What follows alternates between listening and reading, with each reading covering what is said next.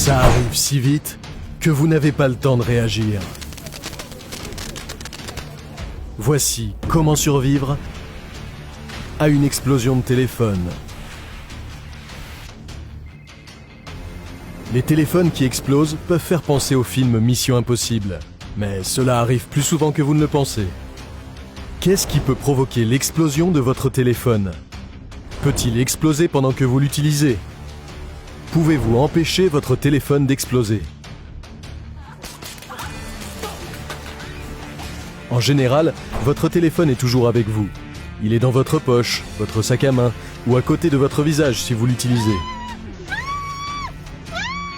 Donc si votre téléphone prend feu ou explose, cela pourrait être très dangereux.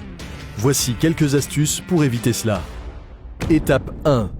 L'emplacement est important.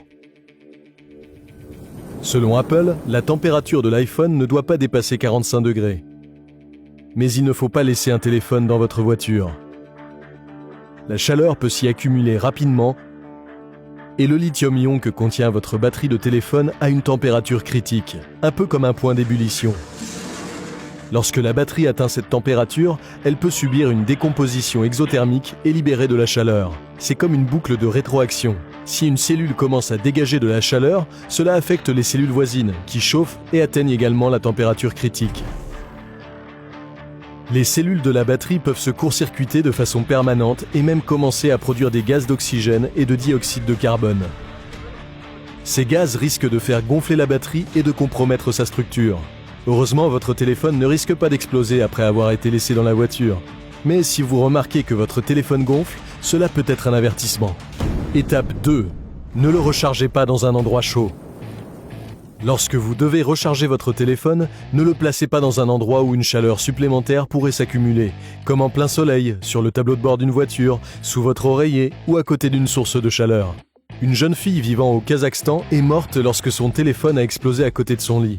Elle avait branché son téléphone pour écouter de la musique et s'est endormie. Elle a été gravement blessée à la tête par l'explosion et est morte sur le coup. Étape 3. Ne soyez pas radin.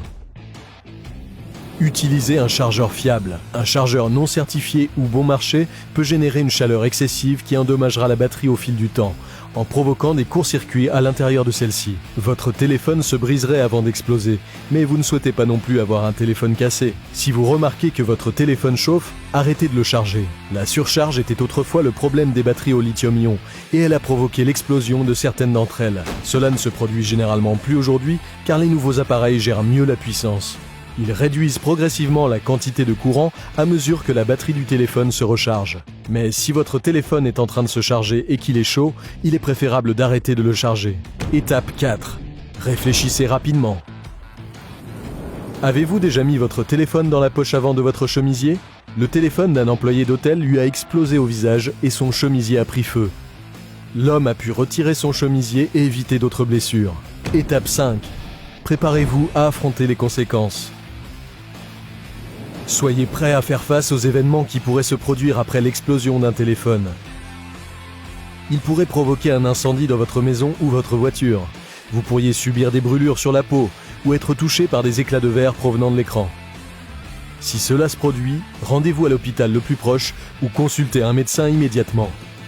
Si vous voyez les signes avant-coureurs d'une explosion potentielle de la batterie, comme un gonflement, un sifflement provenant de la batterie, ou si le téléphone devient chaud et ne refroidit pas, éteignez-le. Ne faites pas comme si de rien n'était. Nous faisons tellement confiance à nos appareils que nous oublions parfois qu'ils ne sont pas parfaits. Et les choses peuvent arriver si vite qu'il n'y a pas le temps de réagir. Comme pour un autre type d'explosion, l'explosion d'une grenade. Mais nous avons une vidéo pour ça aussi.